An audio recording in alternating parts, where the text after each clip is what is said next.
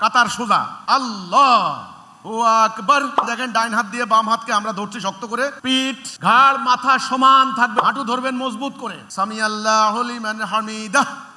আস্তাগফিরুল্লাহ। এত বড় মিথ্যুক আমরা বলে বাম দিক থেকে সালাম ফিরাই। এই যে দেখেন, এই রুকু কিন্তু হবে না। ঢিলা ঢালা নামাজ পড়বে মুনাফিকরা। আমরা বলেছি কাতার সোজা করতে হবে ধনুকের শিলার মতো। আমরা বলেছি যিনি ইমাম হবেন, হাদিসে আছে তাকবীর দিতে হবে জোরে।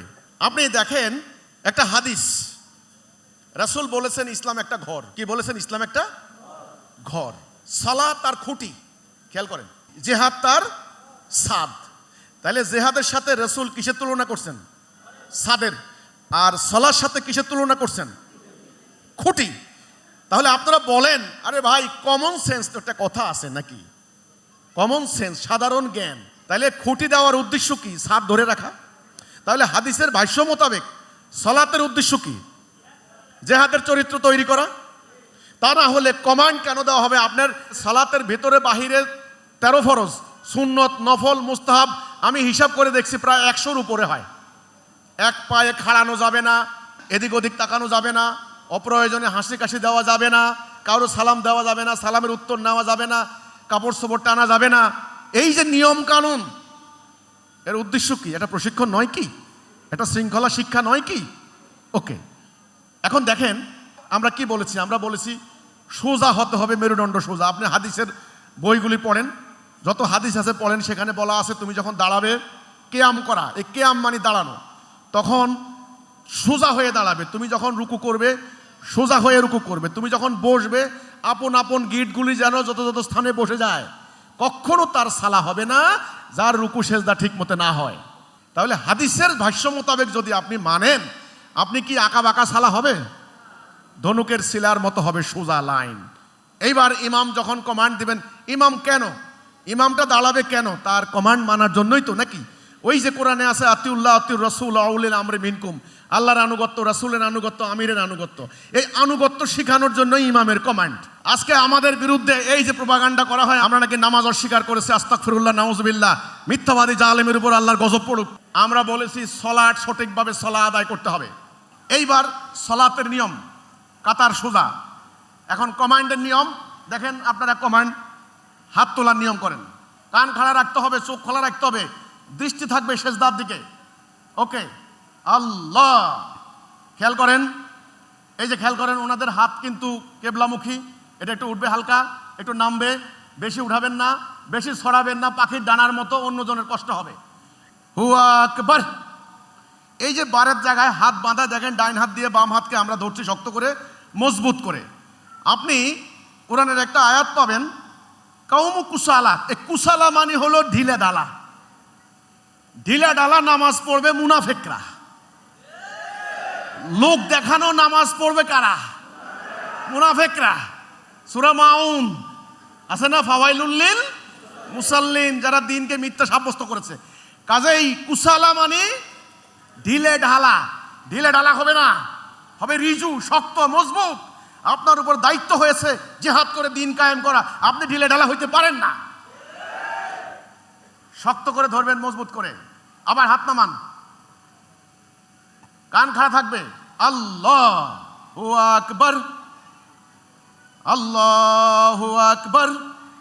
এই যে দেখেন রুকু, এই রুকু আমরা বলেছি পিঠ একটু নামান, পিঠ ঘাড় মাথা সমান থাকবে, সমান থাকবে, একদম সমান। আর হাঁটু ধরবেন মজবুত করে। এইটা লাগবে না, মানে আপনি কিন্তু এইভাবে কিন্তু নামাজের রুকু দিলে হবে না। সামি আল্লাহু লিমান হামিদাহ। এই এখানে সেজদা দেওয়ার জায়গা নাই, সেজদা দেওয়াচ্ছি না। তাহলে আমাকে বলেন, আমরা একটা কমান্ড দিচ্ছি, কমান্ডের সঙ্গে সঙ্গে রুকু সেজদাগুলি হচ্ছে। আপনি বলেন তো, আমার কমান্ডের মধ্যে কোনো সমস্যা আছে? হ্যাঁ, এখানে কি বাড়াবাড়ি আছে? আমি আল্লাহু আকবার, এখানে কিন্তু বাড়াবাড়ি করলাম? দেখেন তো, সামি আল্লাহু লিমান হামিদাহ, এখানে কোনো বাড়াবাড়ি আছে? এখন কথা হচ্ছে, তারা ফেসবুকের মধ্যে কি করে, দিয়া ওই যে এডিট করে খুব দ্রুত বাড়ানোর সিস্টেম আছে কিন্তু একটা। আমি একটা নামাজ দেখলাম, কি রে, আমরা তো এরকম করি না, এরকম করে কেন? ও আমার দেখাইলো এডিটিং প্যানেলে, দেখেন এটা করছেটা কি, এটাকে এডিট করে এটা করছে।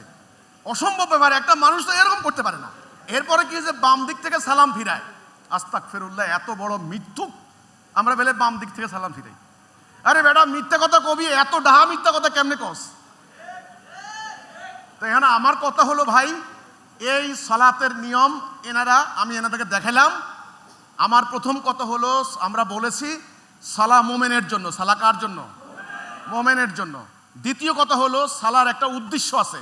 উদ্দেশ্যটা হলো মোমেনের চরিত্র হাসিলের প্রশিক্ষণ। এই চরিত্র দিয়া মোমেন আল্লাহর দ্বীন কায়েম করবে। দেখেন কোরআনের একটা আয়াত আছে না, ইন্না সালাতে তানহা আনিল ফাহশাই ওয়াল মুনকার। সালা নিশ্চয়ই ফাহশা এবং মুনকার থেকে দূরে রাখে না? আজকে সমাজে কি নামাজ কম হচ্ছে, কিন্তু ফাহশা বন্ধ হইছে, মুনকার বন্ধ হইছে? কেন হলো না? প্রশ্ন কেন হলো না? এর কারণ সালাতের উদ্দেশ্য হারিয়ে গেছে। যারা সালা কায়েম করেন তারা সঠিক নিয়মে সালা কায়েম করেন না। এখন আসেন আমি ওনাকে দেখাই। আপনি দেন তো গুজা, একেবারে গুজা।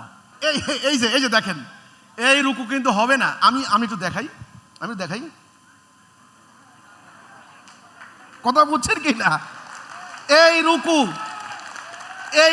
এই রুকু কি হবে? এখন আমরা এটাকে সংশোধন করতে নামছি, এইবার আমাদের বিরুদ্ধে লাগছে আমরা বেলে নামাজ নষ্ট করতেছি। হাদিসে যেভাবে আছে সেভাবে সালাত করবেন না। আমরা কিন্তু পরিষ্কার বলেছি যে ৮০ থেকে ৮২ বার সালাতের কথা বলা হয়েছে।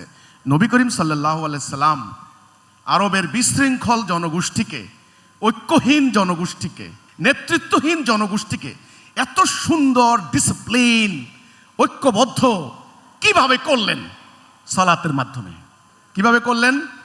সালাতের মাধ্যমে। এখানে একটা কথা আছে, তাহলে সালাতে যে বলা হলো যে আল্লাযীনা হুম সালাতিহিম খাশিউন, আছে না সূরা মুমিনুন, যারা তাদের সালাতে বিনয় নম্র বিনীত এবং যত্নবান, হাফিজুন আছে। আচ্ছা, খাশিউন, এখানে খুশুটা কি? খুশু মানে হলো বিনীত বিনয় নম্র। সেটা কোথায়? হৃদয়ে, আত্মায়।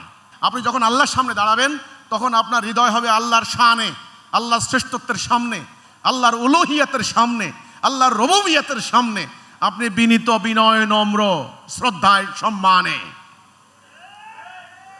কিন্তু আপনার শরীর হবে লোহার রডের মতো মজবুত। ওখানে কিন্তু বলা হয়েছে কওম কুসালা, ঢিলে ঢালা কিন্তু করা যাবে না, ঢিলে ঢালা ভাবে দাঁড়ানো যাবে না। তাহলে এই সালাতের যে সঠিক নিয়ম পদ্ধতি, এটা হিজবুত তাওহীদ প্র্যাকটিস করছে। আপনারা যারা হিজবুত তাওহীদ আন্দোলনে যোগ দিবেন, আপনারা সালাতের সঠিক নিয়ম পদ্ধতি প্র্যাকটিস করবেন, এই হচ্ছে আমার কথা।